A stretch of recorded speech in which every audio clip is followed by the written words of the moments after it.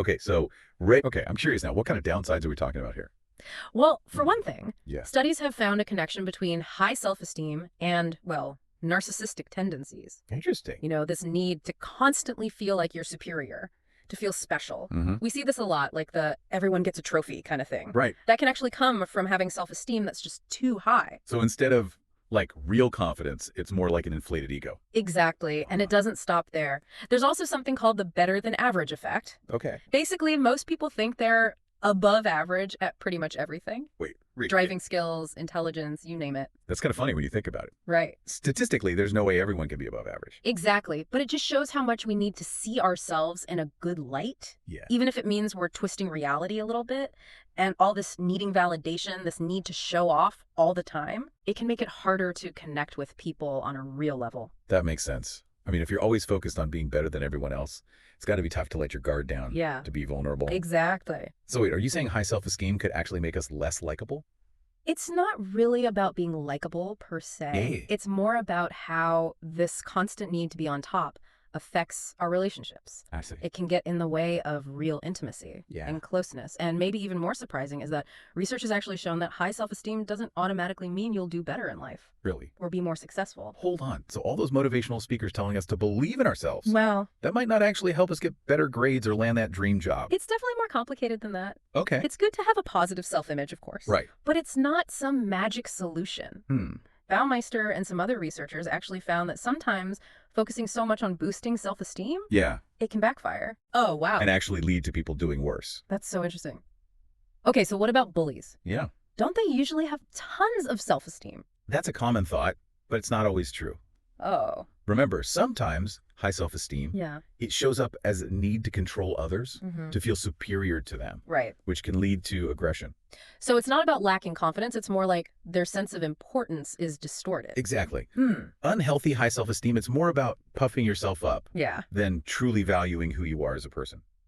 Okay, so if just aiming for high self-esteem isn't the answer, Right. what is? Yeah. Is there a better way to think about our sense of self? That's a great question. And that's where this idea of self-compassion comes in. It's actually rooted in Eastern philosophy, but it's getting a lot of attention in Western psychology these days. Okay, I'm all ears. What exactly is self-compassion? Well, it's about treating yourself Yeah. with the same kindness, care, and understanding that you would offer to a good friend. Oh, I like that. It's about recognizing that we're all imperfect. Yeah. We all make mistakes. That's part of being human. So it's not about aiming for perfection. It's Oh, about accepting ourselves, even with our flaws. Exactly. Yeah. It's about being kind to yourself, especially when things are tough, when you're facing challenges. Makes sense. Instead of beating yourself up for your shortcomings, you approach yourself with compassion. I can definitely see the appeal of that. But how do we actually do self-compassion? What does it look like in everyday life? Well, there are three main components to self-compassion. Self-kindness versus self-judgment. Okay. Common humanity versus isolation. Got it.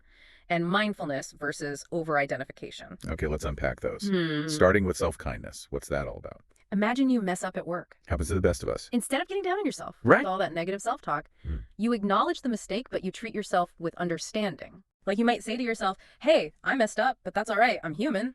I can learn from this. That's definitely a lot gentler than how I usually talk to myself when I screw up. Yeah. Usually I just spiral into self-criticism. Exactly. So that's the heart of self-kindness. Yes. Giving ourselves the same compassion we give a friend in the same situation. Exactly. And what about common humanity? Right. How does that fit in? Well, it's about realizing that we aren't alone in our struggles. Oh, I like that. Everyone has setbacks, Yeah. failures, tough emotions. Also part of the human experience. It's part of what connects us all. Right. Instead of feeling like, why am I such a mess? Yeah. It's more like, hey, everyone feels this way sometimes. Exactly. And finally, there's mindfulness. Okay. Mindfulness, that's a big buzzword these days. Right. How does it tie into self-compassion?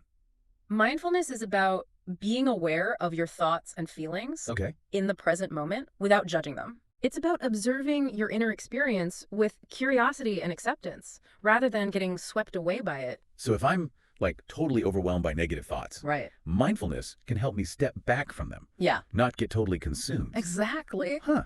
It's like having this inner observer who can say, hey, I see you're feeling anxious right now, but that doesn't mean you are anxiety. That's a great way to put it. It's about creating some space between your emotions and your sense of self. I'm starting to see how these three parts work together.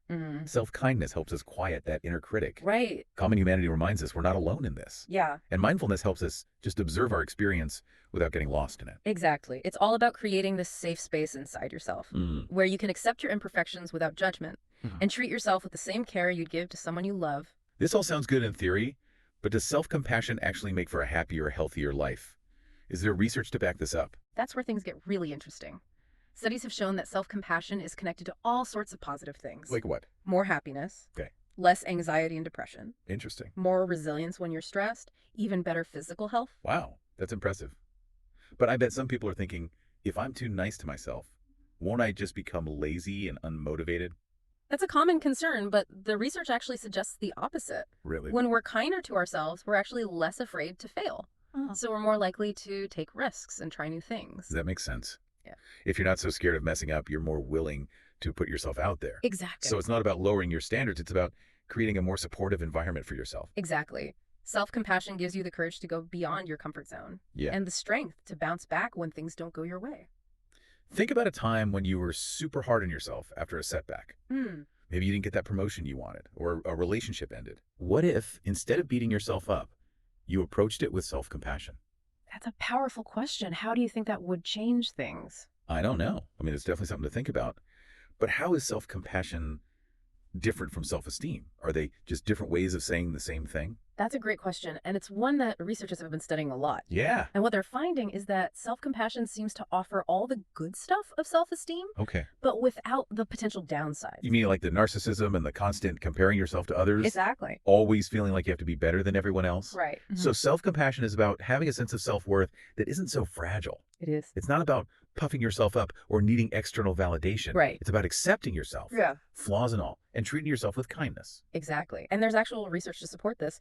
Neff and Jomer did a study where they directly compared self-compassion and self-esteem. And what they found was that self-compassion led to a more stable sense of self-worth over time, even when people face setbacks or failures. So it's like this superpower that helps you weather the storms of life. It's definitely a powerful tool for building resilience Yeah. and having a healthy relationship with yourself. And the best part is anyone can develop self-compassion, Right. right, with practice. Exactly.